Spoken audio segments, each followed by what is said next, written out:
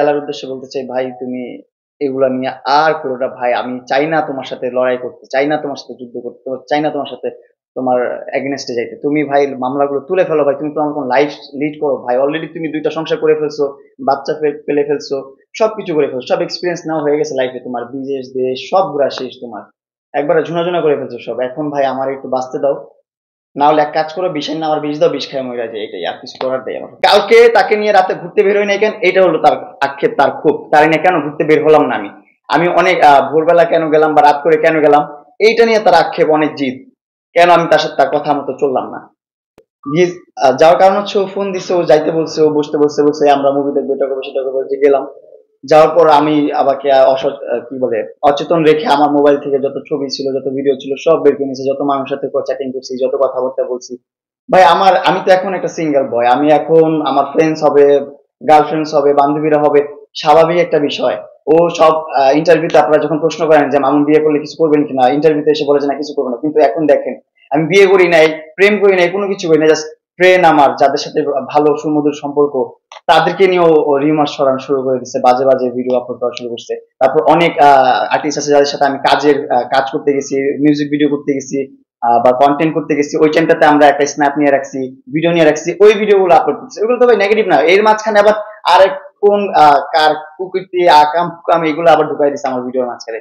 ভাই আমি আমি নিতে পারতেছি না, আর কোনোভাবে নিতে পারতেছি না। আমি মেন্টাল একবারে নিতে পারতেছি না। একদম খারাপ অবস্থা মেন্টালি। ছিলাম, ড্রাঙ্ক ছিলাম একদম। তারপর আমার অজ্ঞান করে রাখছে ওইখানে। আরো কি কি ছিল, পানি টানি খাওয়াইছে, আমি বলতে পারি না। আমি এখন পর্যন্ত কোনো খাওয়া দাওয়া করতে পারতেছি না। আমার একটু পর পর জ্বর আসতেছে, যে ঘাম ছেড়ে দিচ্ছে, আমার আসলে ঘাম হচ্ছে। মানে আমি সকাল থেকে এখন পর্যন্ত কিচ্ছু খাই নাই, শুধু পানি খেয়ে আছি। আমার কিছু খাইতে গেলে আমার বমি আসতেছে, আমি কিছু করতে পারতেছি না, একটু পর পর জ্বর আসতেছে। আমি কি করবো, আমি মানে টেনশনে আমি পাগল হয়ে যাচ্ছি। এখন আবার নতুন করে অভিনয় করতেছে, এখন আবার কোন হসপিটালে যাচ্ছে, কি করতেছে না করতেছে, আবার নতুন কোন নাটক সাজাচ্ছে, আবার নতুন কোন ট্র্যাপ সাজাচ্ছে, আমি বুঝতেছি না ভাই। আপনারা যদি আমাকে একটু সাপোর্ট দিয়ে। সে তো হাজারটা কল দেয় আমাকে তার বাসায় যাওয়ার জন্য, আমি তো তাকে একটা কল দিই না। সে আমার দিনে সারাদিন কল দিতে থাকে। তার সাথে দেখা করতে হবে, তাকে নিয়ে ঘুরতে হবে, তাকে নিয়ে এটা করতে হবে, তাকে নিয়ে সেটা করতে হবে, তাকে ওইখানে নিতে হবে, সেখানে নিতে হবে। সে সবসময় মানে করতে হবে, না করলেই সে তখনই ঝগড়া করবে, তখনই বলবে যে মামলা তুলবো না। এটাই তার মূল কথা। কালকে তাকে নিয়ে রাতে ঘুরতে বের হই নাই কেন, এটা হলো তার আক্ষেপ, তার ক্ষোভ। তার নিয়ে কেন ঘুরতে বের হলাম না আমি।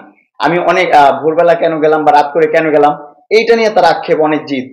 কেন আমি তার সাথে তার কথা মতো চললাম না, এটা নিয়েও তার সমস্যা। আমি ভাই কি করবো আমি বুঝতেছি না। আপনারা এখন একটু গাইড করেন আমাকে। আমি খুবই অসহায়, আমার কিছু করার নেই এখন আর। বাধ্য হচ্ছে, আমাকে ৫টা মামলা করে রাখছে। ও বলছে যে মামলাগুলো তুলবে, ওর সাথে সুন্দরভাবে চললে, ভালো ফ্রেন্ড সম্পর্ক রাখলে ও আমার মামলাগুলো তুলবে বলছে। কিন্তু এখন আবার বলতেছে না আমি তোমার মামলা তুলবো না, তুমি কি করতে পারো করে নাও।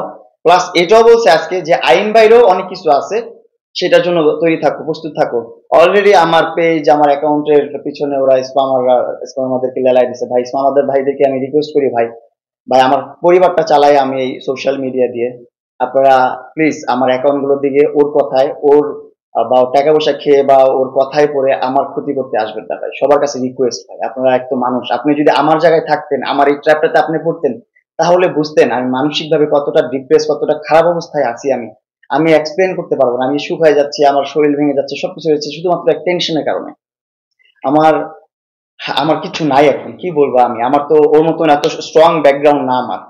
ওর সব ধরনের লবিং আছে, সব ধরনের। ও কোথায় কোথায় ফোন দেয়, আপনারা কল লিস্ট চেক করলে অবাক হয়ে যাবেন। ওদের সাথে আমি ছবি তুলতেই পারি, স্ন্যাপ নিতেই পারি, ওই থেকে সবকিছু নিয়ে গেছে আমাকে না বলে। আমি তো তখন অচেতন, আমি তো সচেতন না, আমি একদম অচেতন হয়ে আছি, একবার অজ্ঞান হয়ে আছি আমি। আমাকে বাসায় পানি টানি কি খাওয়াইলাম শেষ, আমি তো নাই, আমি তো অজ্ঞান হয়ে আছি। আল্লাহ বাঁচাইছে আমার। আরো খারাপ কিছু করতে পারতো, যেটা হয়েছে প্রিভিয়াস কিছুদিন আগে, সেটা হয়নি, আল্লাহ বাঁচাইছে, খুব ভালো। আল্লাহর কাছে লাখ লাখ শুক্রিয়া, আল্লাহ বাঁচাইছে। আপনারা একটু আমার জন্য দোয়া করবেন, ভালোবাসা রাখবেন। হতেই পারতো, স্বাভাবিক হতেই পারতো, ওর মতো অবস্থা আমার হতে পারতো। ওর বাসায় আমার লাইভে দেখবেন একটা কর্নারে ও চাকু লুকায় রাখছে। আমি ওটা রিভিল করে দেখাইছি। আমার আপু গেছে তারপর বাসায়, আমার বোন যে আমাকে নিয়ে চলে আসছে, তো সাথে সাথে চলে আসছি। দেন কালের কণ্ঠ, তারপর আরো অনেক সাংবাদিক ভাইরা আসছিল, তাদের সাথে গল্প করলাম অনেকক্ষণ সকাল সকাল। হয় না, সেটা তো আপনি দেহ দেখলেই বুঝবেন, অত মোটা মানুষ তো আমি না। এটার বিরুদ্ধে যতটুকু ব্যবস্থা নেওয়া যায় নেওয়ার চেষ্টা করব। আর আমি রিকোয়েস্ট করবো যারা এইটা খারাপভাবে পোস্ট করতেছেন খারাপভাবে, আপলোড করতেছেন ক্যাপশন দিয়ে, আপনাদের কাছে রিকোয়েস্ট করি ভাই, একটা মানুষের লাইফ আপনারা নষ্ট করে দিয়েন না। আপনারা পারেন না একটা মানুষের লাইফ নষ্ট করতে। শুধু আমার না, আমার সাথে সাথে আমার যত ফ্রেন্ডদের সাথে আমি স্ন্যাপ নিছি, ছবি তুলছি, তাদের লাইফ গুলো আপনারা নষ্ট করে দিয়েন না প্লিজ। যে ভিডিওটা দেখতেছেন অনলাইনে, সেই ভিডিওটার ফিটনেসটা আমার ফিটনেসটা দেখবেন, ওইটা আমি না, ওইটা অন্য কেউ, অন্য একজন মানুষের ভিডিও আপলোড করে দিছে আমার ভিডিওর মাঝখানে ঢুকে। আর আমি সবার কাছে বলি ভাই, আমি অনেক বাঁচতেছি, আমার জীবনটা আমি জীবনযাপন করতেছি আমার বাবা মাকে নিয়ে, আমার 2টা ভাই বোন ভাবি সবাই বাকস এবং প্রতিবন্ধী। আমি যদি না থাকি আমার ফ্যামিলিটা চলবে না, আমার ফ্যামিলি কিভাবে চলবে? আমার বাবা মা ভাই বোন তাদেরকে কে দেখবে?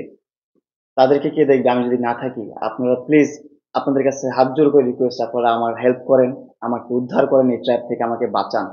আমি কি করবো আমি বুঝতেছি না। আমার স্টেপ, আমার মাথার মধ্যে অনেক ধরনের চিন্তা ভাবনা করতেছে, অনেক ধরনের, যা আমি আপনাদেরকে বলে বুঝাতে পারবো না।